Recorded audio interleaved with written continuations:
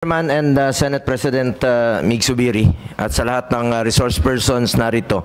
Magandang araw po sa inyo lahat. Una po sa lahat, gusto ko pong klaruhin that our objective here is to shed light on the matter and to uncover the whole truth in these allegations.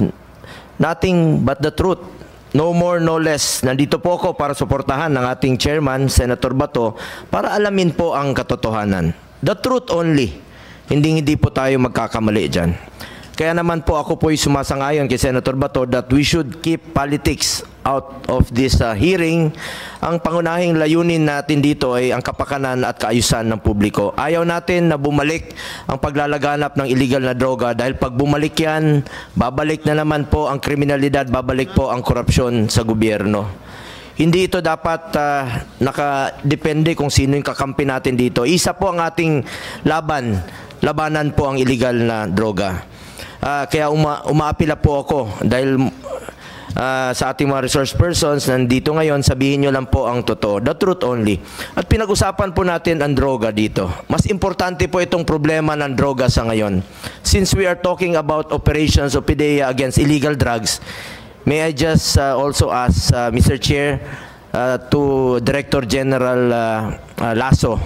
Last May 2, 146.2 million worth of shabu was seized in Zamboanga City.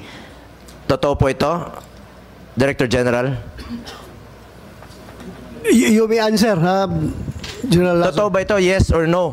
Can I just ask our operations officer to make sure, Your Honor?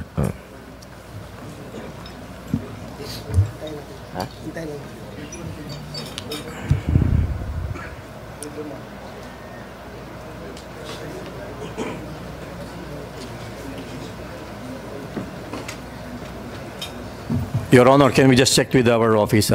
We don't have the copy of the report right now. We are just checking if there is really an operation that was conducted or not, Your Honor. Opo. At may karagdagang tanong lang po ako, Mr. Chair.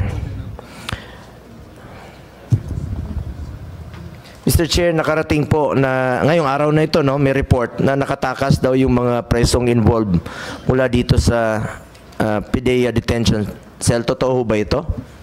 Your Honor, that's true. At 3 a.m. this morning, it is now being investigated by the Regional Director in coordination with the Philippine National Police. Ano bang nangyari, Mr. Chair?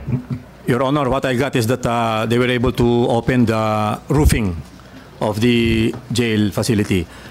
We were on our way here to attend the hearing when I was talking to our Regional Director, so I still don't have so much details about the incident, Your Honor. Yun po ang problema dito, Mr. Chair, no? Pag bumalik na naman po ang illegal na droga, babalik na naman ang kriminalidad, babalik na naman po ang korupsyon sa gobyerno. Habang pinag-uusapan natin dito, itong issue ng sa PDEA, meron pang malaking problema ang ating PDEA, nakatakas pa, nahuli na nakatakas pa. So, yun lang po, Mr. Chair. Magtulungan po dapat ang gobyerno para masugpo itong kinakatakutan nating illegal na droga.